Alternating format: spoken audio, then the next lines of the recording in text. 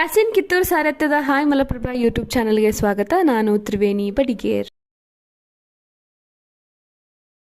ವೀರಗೋತ್ರ ಪಾಲಕನೇ, ವೀರಭದ್ರನೇ, ಶರಭರೂಪ ಅವತಾರಿ ವೀರಪುರುಷನೇ, ಕ್ಷೇತ್ರಧಧಿನಾಯಕನೇ, ವಿಶ್ವರೂಪನೇ, ಧಾತ್ರಿಯಲ್ಲಿ ರಂಭಾಪುರಿ ಪುರವಾಸನೆ.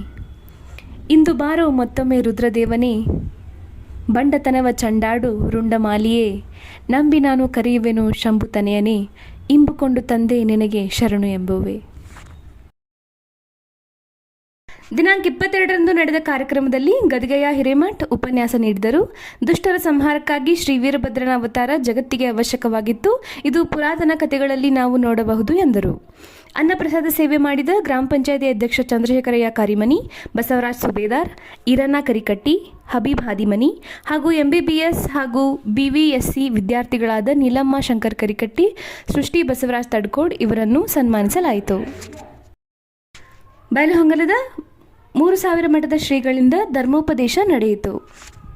ನಮ್ಮ ಹಿರಿಯರು ಅಂತಿಂತವ್ರಲ್ಲ, ಅದಕ್ಕ ನಮ್ಮ ಹಿರಿಯರು ಬಹಳ ಜಾಣರು ಅಂತ ತಿಳ್ಕೊಂಡು ನಾವೆಲ್ಲರೂ ಕೂಡ ಹೇಳ್ತಿರ್ತೀವಿ. ಸುಮ್ಮನೆ ಹಂಗೆ ಹೇಳ್ಕೊಂಡು ಹೋಗ್ತೀನಿ.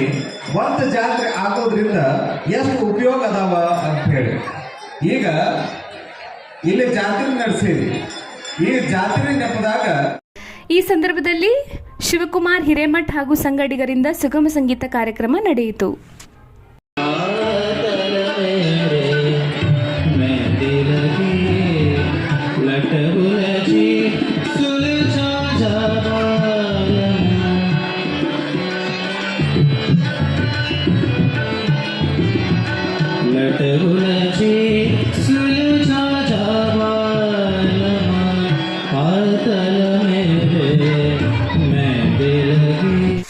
ನಂತರ ಸಾನ್ನಿಧ್ಯ ವಹಿಸಿದ ದೊಡವಾಡದ ಶ್ರೀ ಜಡಿಸಿದ್ದೇಶ್ವರ ಶ್ರೀಗಳಿಂದ ಆಶೀರ್ವಚನ ನಡೆಯಿತು.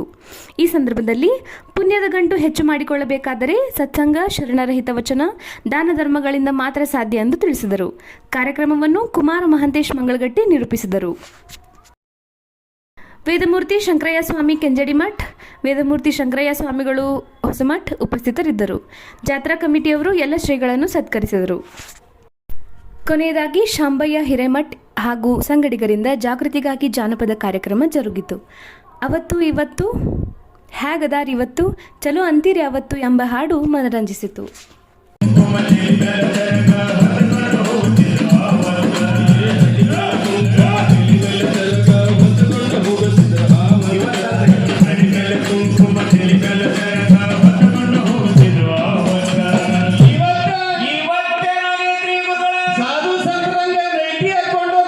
ದಿನಾಂಕ 23ರಂದು ಹೂಲಿ ಶ್ರೀಗಳಿಂದ ಮಹಾರಥೋತ್ಸವಕ್ಕೆ ಚಾಲನೆ ನೀಡಲಾಯಿತು.